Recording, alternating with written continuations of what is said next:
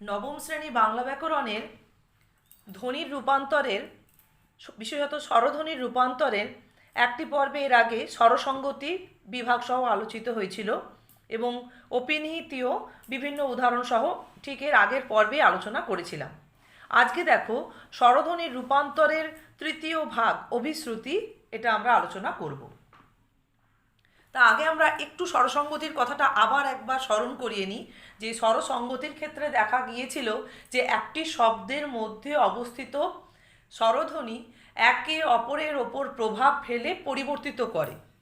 এখানে দেখো একটা স্বরধ্বনি ছিল, সেটা পরিবর্তিত হয়ে অন্য স্বরধ্বনি হয়েছে, নতুন করে কিন্তু কোনো স্বরধ্বনি এখানে আসেনি। তা প্রভাবটা কে ফেলেছে না, প্রথমে স্বরধ্বনিটা দেখো পরিবর্তিত হয়নি, তার মানে এই প্রভাবশালী এবং পরের স্বরধ্বনিকে প্রভাবিত করে পরিবর্তিত করেছে। তাই এটা ছিল স্বরসঙ্গতি। এই স্বরসঙ্গতিটা আমাদের আজকে কিন্তু ভালো করে আরেকবার আলোচনা করলাম, কেননা আজকে আমাদের যে আলোচ্য বিষয় অভিশ্রুতি, এখানে কিন্তু আমরা এর প্রভাব লক্ষ্য করব। আর অপিনিহিতির ক্ষেত্রে আমরা কি পেয়েছিলাম না, একটি শব্দে ব্যঞ্জন ধ্বনির সঙ্গে যুক্ত হর্ষইকার আর হর্ষ উকার, যেগুলো ব্যঞ্জন ধ্বনির সঙ্গে যুক্ত হয়ে আছে শব্দের মধ্যে, সেই ব্যঞ্জন ধ্বনির মধ্যে মূলত হর্ষইকার আর হর্ষ উকার ওই যে ব্যঞ্জন ধ্বনির সঙ্গে যুক্ত হয়ে আছে তার পরে উচ্চারিত হওয়ার কথা, কিন্তু তার পরে না উচ্চারিত হয়ে ঠিক তার পূর্বে উচ্চারিত হয়ে যাওয়ার রীতিকে বলা হচ্ছে কি, অপিনিহিতি। যেমন একটা উদাহরণ দেখে নাও, কালি থেকে কাইল। এখানে লয়ের পর হর্ষইটা ছিল, উচ্চারণ করলেই বুঝতে পারবে কালি লয়ের পরে হর্ষই রয়েছে, সেটা দেখো লয়ের পূর্বে স্থাপিত হয়েছে, এটাকে বলা হচ্ছে অপিনিহিতি। তাহলে হর্ষইকার আর হর্ষ উকারের ক্ষেত্রে দেখো, সাধু ধয়ের পরে হর্ষউ, ধু ধয়ের পরে হর্ষউ আসছে, এখানে দেখো সাউদ ধয়ের আগে হর্ষটা উচ্চারিত হয়েছে, তাহলে এটা হচ্ছে অপিনিহিতি। তাহলে এই পূর্বে উচ্চারিত হয়ে যাওয়া হর্ষইকার বা হর্ষ উকারকে এর আগের দিনেও আমি বলেছিলাম অপিনিহিত হর্ষইকার বা হর্ষ উকার। এবার অপিনিহিতির পরবর্তী ধ্বনির রূপান্তর, স্বরধ্বনির রূপান্তরে আমরা আসছি কি না, অভিশ্রুতি। তাহলে অভিশ্রুতির ক্ষেত্রে আমরা কি দেখব না, এই অপিনিহিত একটা শব্দের মধ্যে যে অপিনিহিত হর্ষইকার বা হর্ষ উকার থাকে, এরা কি করে না পাশাপাশি থাকে। এই হর্ষইকার বা হর্ষ উকার একটা শব্দের মধ্যে হর্ষইকার রয়েছে, আবার কোনো একটা শব্দের মধ্যে ধরো হর্ষ উকার রয়েছে, এদের পাশাপাশি দেখো আরও স্বরধ্বনি কিন্তু রয়েছে, এর আগে আকার রয়েছে, কখনো অকার, কখনো অন্য স্বরধ্বনি, যে কোনো স্বরধ্বনি রয়েছে।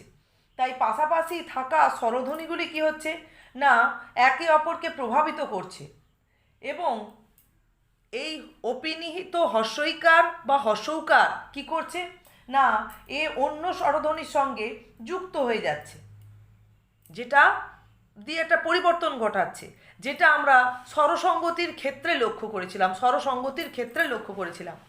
আবার এই ধরনের পরিবর্তনটা আমরা সন্ধির ক্ষেত্র লক্ষ্য করি, স্বরসন্ধি, যে পাশাপাশি অবস্থিত দুটি স্বরধ্বনির মিলন, সেই এখানে আভ্যন্তরীণ একটা সন্ধিও ঘটে বা স্বরসঙ্গতির প্রভাবে একটি শব্দের মধ্যে অপিনিহিত হর্ষইকার বা হর্ষ উকার কি হচ্ছে না, যথাক্রমে হর্ষইকার একারে আর হর্ষ উকার, হর্ষইকারটা হচ্ছে তোমার একারে আর হর্ষ উকারটা হচ্ছে ওকারে রূপান্তরিত, সেই ধ্বনি পরিবর্তনের নিয়মকে বলছে অভিশ্রুতি।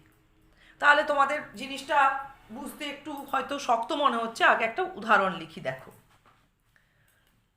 এর আগেও লিখেছিলাম, রাখিয়া থেকে আসছে রাইখা, থেকে আসছে রেখে।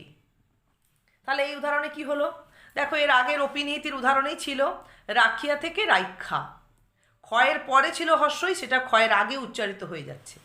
এখানে দেখো সেই রাখিয়া থেকে রাইখা থেকে রেখে, তাহলে এই হর্ষইকারটা হচ্ছে অপিনিহিত হর্ষইকার। এই হর্ষইকারটা স্বরসঙ্গতি বা আভ্যন্তরীণ সন্ধির প্রভাবে কিসে রূপান্তরিত হচ্ছে না, একারে। এই যে রেখে ক্ষয়ের যে একারটা, সেটা হচ্ছে এই হর্ষইকারটাই রূপান্তরিত হয়েছে। এই ধ্বনি পরিবর্তনটাকে আমরা কি বলছি, অভিশ্রুতি। আর একটা হর্ষ উকারের উদাহরণ দেখো, মাছুয়া, মাউছুয়া থেকে মেছো। এই উদাহরণটা কিন্তু আমরা এর আগের দিনে অপিনিহিতেও দেখেছিলাম। মাছুয়া থেকে মাউছুয়া, এতটা ধ্বনি পরিবর্তন মানে হচ্ছে এটা অপিনিহিতি। আর যখনই আমরা এর পরের স্টেপে চলে যাচ্ছি তখনই কিন্তু এটা এই দৃষ্টান্তটা হচ্ছে অভিশ্রুতির দৃষ্টান্ত। তাহলে এখানে আমরা কি দেখতে পাচ্ছি না, দেখো মাছুয়া ছয়ের পরে ছিল হর্ষৌ, ছয়ের এখানে হর্ষৌ থাকলেও ছয়ের আগে দেখো হর্ষৌকারটা বসে গেছে। এই হর্ষৌকারটা হচ্ছে অপিনিহিত হর্ষৌকার, মানে অপিনিহিতির ফলে আগে উচ্চারিত হয়ে যাওয়া হর্ষৌকার। এই হর্ষৌকারটা স্বরসঙ্গতি বা আভ্যন্তরীণ সন্ধির প্রভাবে কিসে রূপান্তরিত হচ্ছে না ওকারে রূপান্তরিত হচ্ছে, দিয়ে ছয়ের সঙ্গে যুক্ত হয়ে বসছে। ঠিক একইভাবে বনুয়া, বৌনুয়া, বেনো, এই ধরনের পরিবর্তনগুলো হয়। তাহলে এই দৃষ্টান্ত এটা হচ্ছে হর্ষইকারের একারে রূপান্তর, আর এটা হচ্ছে হর্ষৌকারের ওকারে রূপান্তর। এই দুটি দৃষ্টান্ত হচ্ছে অভিশ্রুতি। তাহলে আবার একবার দেখো অভিশ্রুতির ডেফিনেশান বলছি। শব্দের মধ্যে অপিনিহিত হর্ষইকার আর হর্ষৌকার স্বরসঙ্গতি বা আভ্যন্তরীণ সন্ধির প্রভাবে হর্ষইকারের একারে আর হর্ষৌকারের ওকারে রূপান্তরকে বলা হয় অভিশ্রুতি।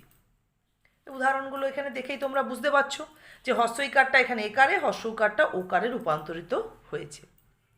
তাহলে এইভাবে আমরা অভিশ্রুতিটা তৈরি করব। তাহলে আমাদের আজকের এখানে শেষ হলো দেখো স্বরধ্বনির রূপান্তর। তাহলে স্বরধ্বনির রূপান্তরে রয়েছে তিনটে ভাগ: স্বরসঙ্গতি, অপিনিহিতি আর অভিশ্রুতি। আর এর পরের পর্বে আমরা করব ব্যঞ্জন ধ্বনির রূপান্তর, মানে ধ্বনির রূপান্তর ওভারঅল। এবার স্বরধ্বনির রূপান্তরের মধ্যে রয়েছে তিনটে দিক, আর ব্যঞ্জন ধ্বনির রূপান্তর আমরা পরের দিনে দেখব এর মধ্যে কী কী অংশ রয়েছে। তাহলে তোমরা আজকে অভিশ্রুতিটা ভালো করে তৈরি করো।